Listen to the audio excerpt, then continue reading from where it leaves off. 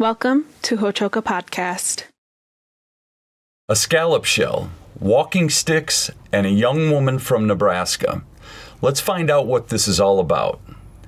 Hello, Metakiepi. Welcome to Hochoka, here at the center of St. Joseph's Indian School's campus. I'm Scott Wooster, today's Hochoka host. Today, we're talking with Kim Schneider. She's a graduate of Mount Marty University. She's the St. Joe's Religious Studies teacher and on the Mission Integration team. This was a summer of pilgrimage for Kim, and we invited her here to share her experiences with us.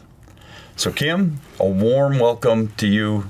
Thank you for joining us here in Hochoka. Thank you. It's a dream come true to be here. Absolutely, isn't it for everybody? Yeah. And it is for me too to have you here. So this is cool. We're going to hear a good story today. Yeah. So we're going to play a little game here on Hochoka. It's called Rapid Fire. We do with guests from time to time. I'm going to give you a prompt or a question, and you're going to give me a one-word, two-word brief answer, okay? All right. Okay, so your favorite food? Ice cream or fruit? Okay, your favorite music? Meaningful music. Very nice. Your when you were younger, I played in the dirt a lot. Okay. A failure is? Giving up. Okay. Success is? Learning from mistakes. Secret indulgence? Sappy romance movies. Sappy romance movies. Name one. Your favorite? Favorite? The Notebook's pretty good. Okay. Best advice that you ever received? We are not powerful enough to screw up God's plans for us. Got it. Best advice you ever gave? It'll be okay. Okay. Keep it simple, right? Yep. Your favorite Old Testament prophet? Deborah. Okay. And your favorite book of the Bible? The Gospel of John. Gospel of John. And if you could be any place, where would it be? Totally present wherever I am, just fully there. Yep, perfect. I like that. Being at St. Joe's is? One of the biggest blessings of my life. Yeah, me too. Good. You said your favorite Old Testament prophet was Deborah. Yeah. Why? We don't really get a whole lot about her life from the Bible, but the things that she is able to accomplish and do for the people is like very significant. Mm-hmm. And so that just, I don't know, it gives me hope that even if we, or like all the people that we don't know who have made such a huge impact in the world in some way. Yeah. Strong female character from the Bible. I like that. Yeah. I like that.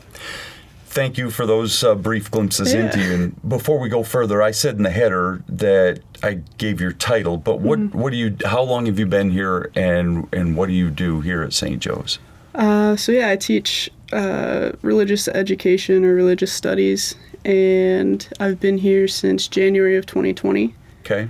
And came for COVID. Yeah. Yeah, and that's really bonded me, I think, with the kids and just being able to endure that together.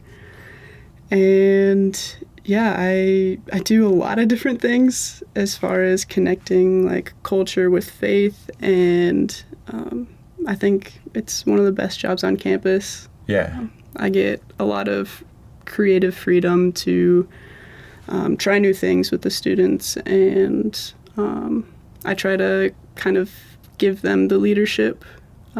So taking their input in what they want to learn and how they want to grow, and kind of working together to help them reach that. Yeah. And you work with all of the students here on campus? Yep. So 1st through 8th grade, and then I help with the high school program on Sundays as well. Okay.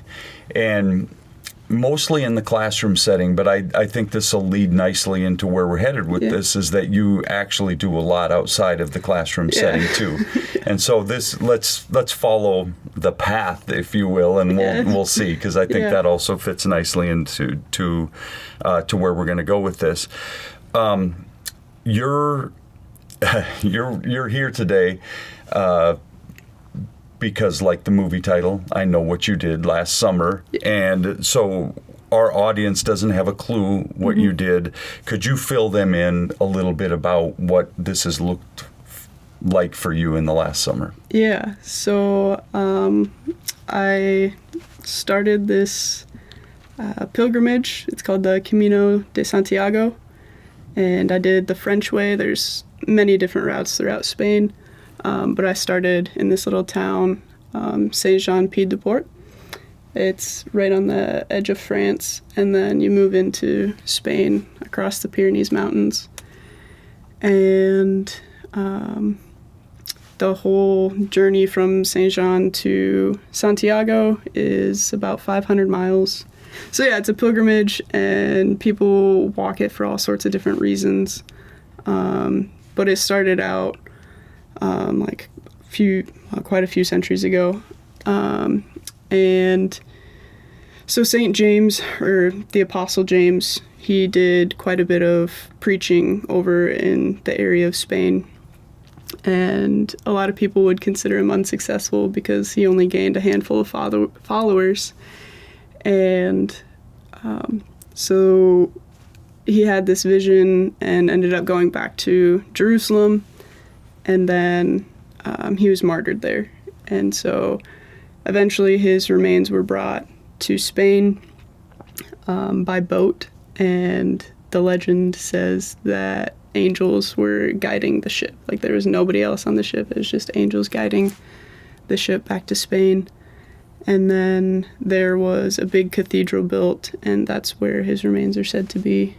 And so thousands of people every day end up in Santiago to visit this cathedral.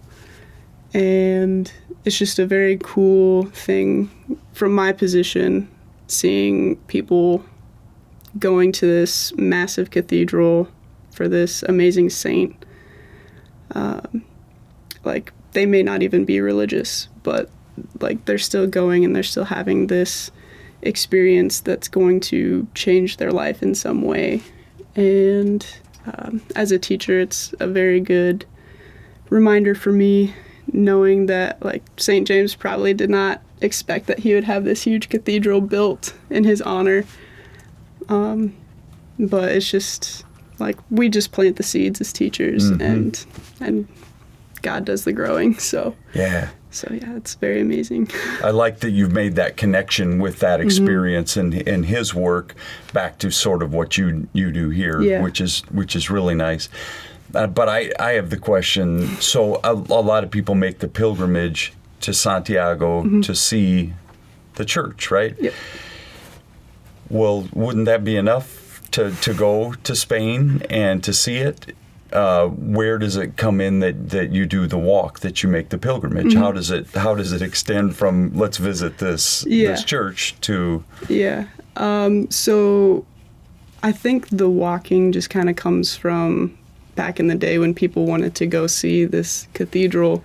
They didn't have cars or trains or buses to take back then, so they did walk. And as they walked, I mean, there's no way that, in my opinion, there's no way that you can do this walk and not be changed or be enlightened in some way. Okay. And so I think from that, it just gained a lot of popularity as this way to contemplate where you're at in your life. And yeah, I definitely experienced that for myself. Yeah. So the pilgrimage is basically a 500-mile walk to reach the church, correct? So everything leads to Santiago. Yep. I'm understanding this right. So you started in France, and you began to walk across the Pyrenees. Yeah. Now, off air, you told me that, because I look at that and I think, geez, you're up on top of mountain peaks, like a Yeti going up and down. But you said it's almost like South Dakota. It's almost prairie ground, or am I? So after the Pyrenees, it's pretty just kind of rolling hills. But the Pyrenees, like the first day, it was 15 or 15 and a half miles, and we gained over 400 feet of elevation.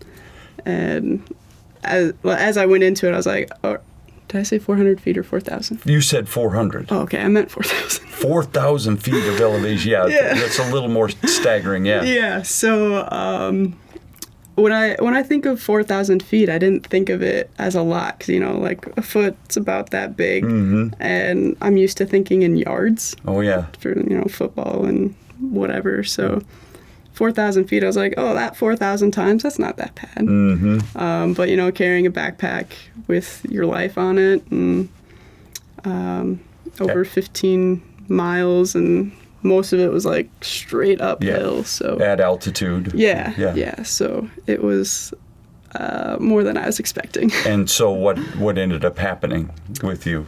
At one point, I sat down and I cried a little bit, and I was like, this is going to be hard.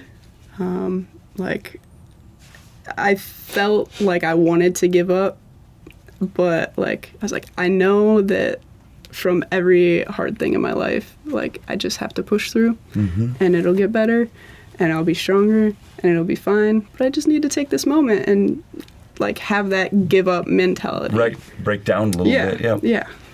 And it just set me up for the rest of the experience. I got mentally stronger through that day, and everything else felt pretty easy. Yeah. Wow.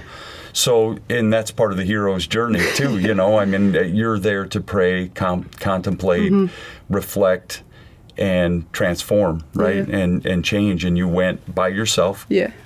Totally. You jumped on a plane, went there, met people on the trail. I mean, is it a line of people that do the walk, or is it random people that you meet along the way, like the Appalachian Trail or something like that? So there's spurts of people. Yeah. And once you get to the Meseta stage, you definitely spread out a little bit more. Some people skip that stage completely. And at that point, some people are also taking rest days to just kind of, help their body recover from that first week of just really tough days. Yeah.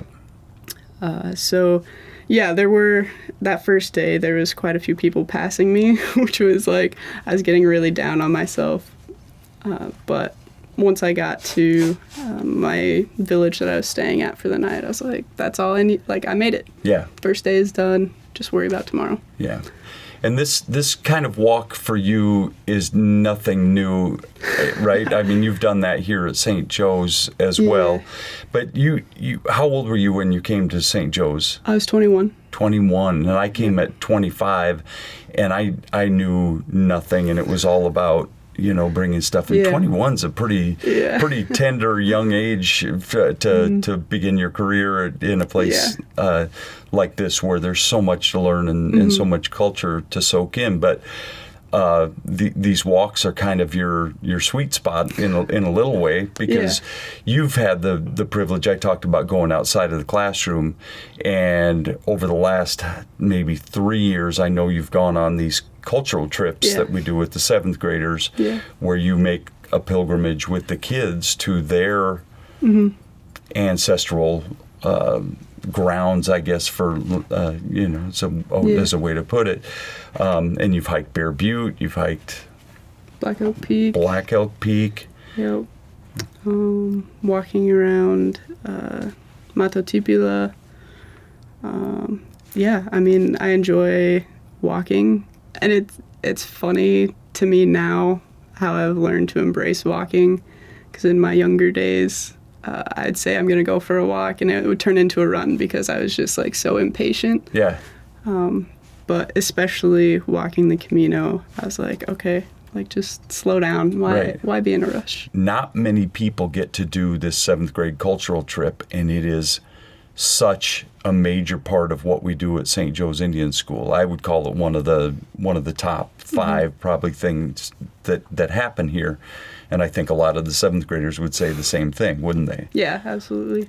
And it's a pilgrimage, much like what you did this summer, your pilgrimage to complete study and complete some work on yourself, to do this 500-mile walk to get to a church in Santiago to see the shrine to James.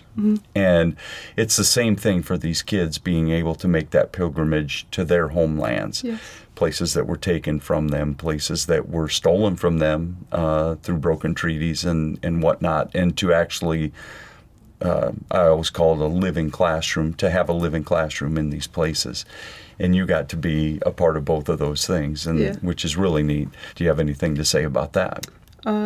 Yeah, so the comparison between the Spain pilgrimage and the cultural trip is just like, it was so cohesive, I think.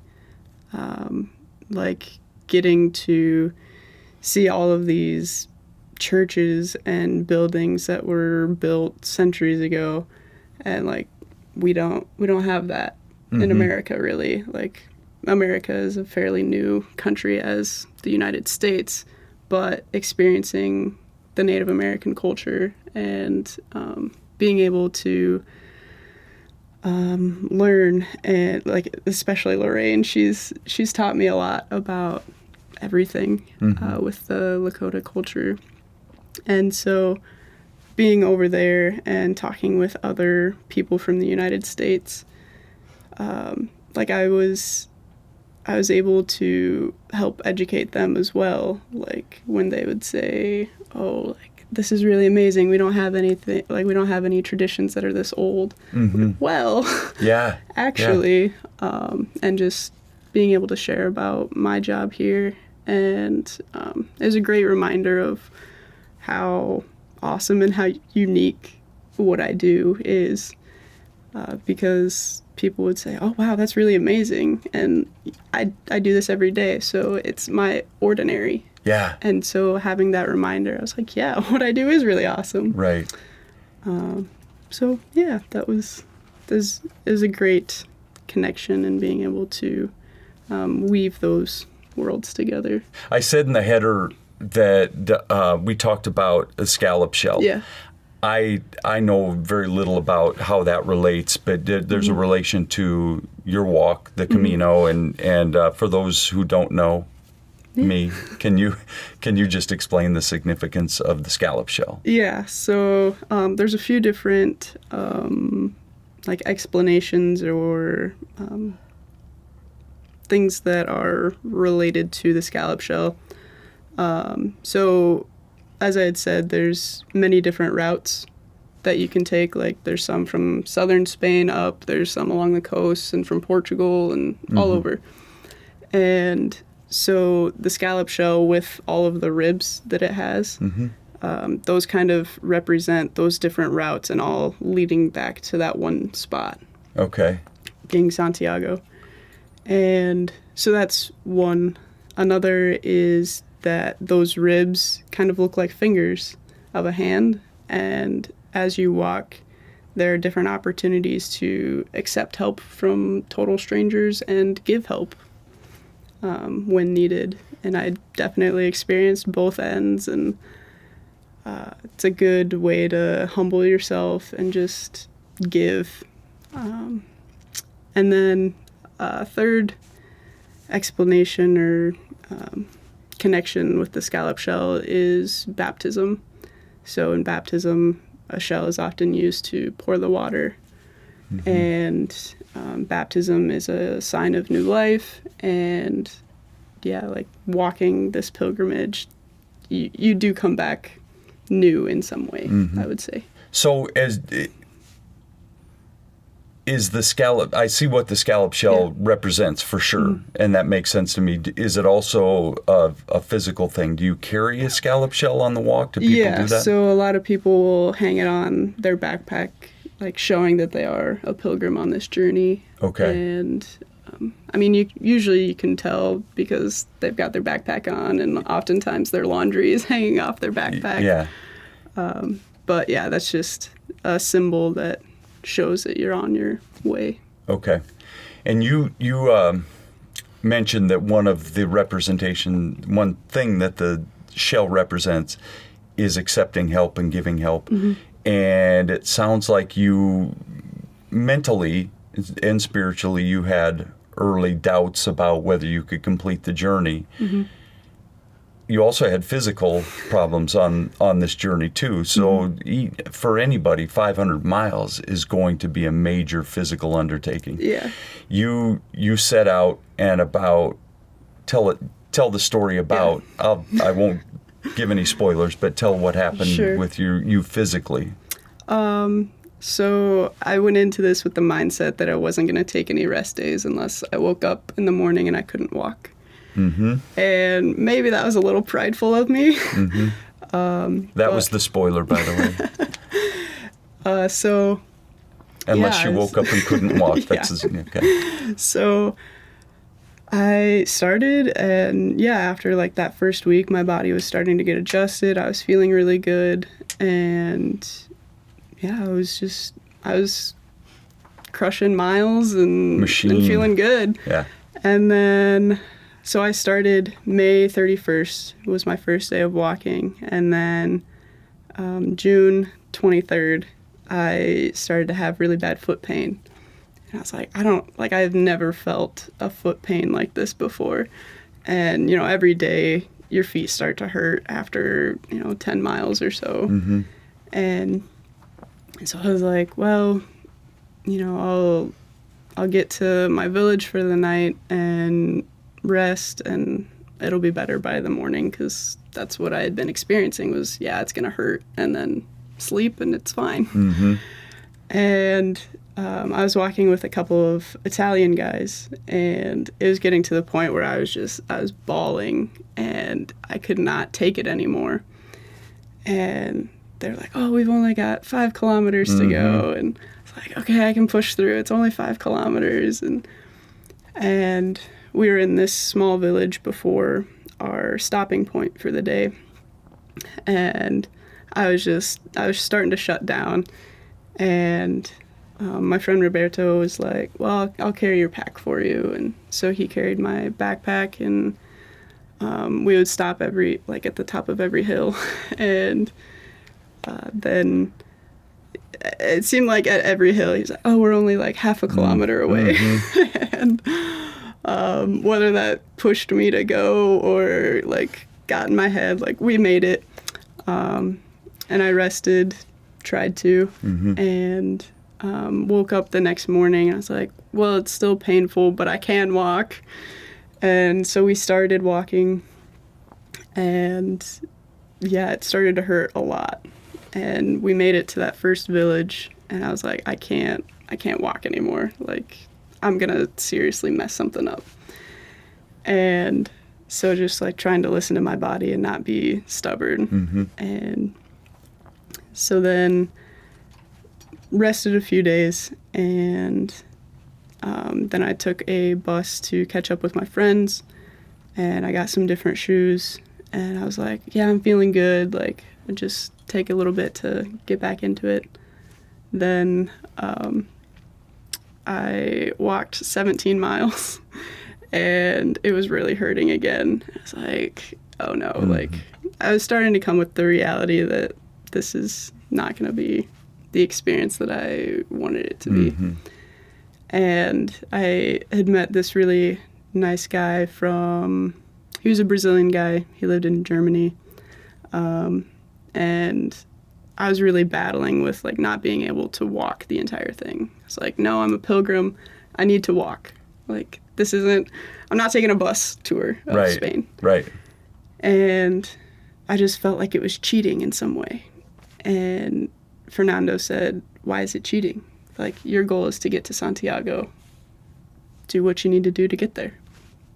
And so that really like humbled me, and I walked as much as I could, and then realized like, okay, I need to just walk enough to get to, or bus ahead enough to get to a little village outside of Santiago.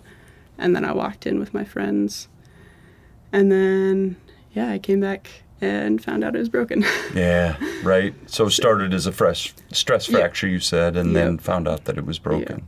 So how many miles did you actually walk before you were unable to? Let's see. I walked about 459 miles total. and I think about 70 to 75 with the hurt foot. Oh, so close. So, yeah. After a month in, Yeah. you found out. Well, Yeah.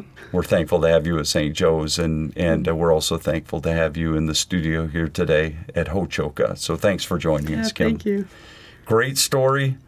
You're a rock star. Thank you so much. Yeah, thanks for having me. And thank you to our audience as well for joining us here in Hochoka at the center of St. Joseph's Indian School campus, where we talk about issues that are central to Native American education today.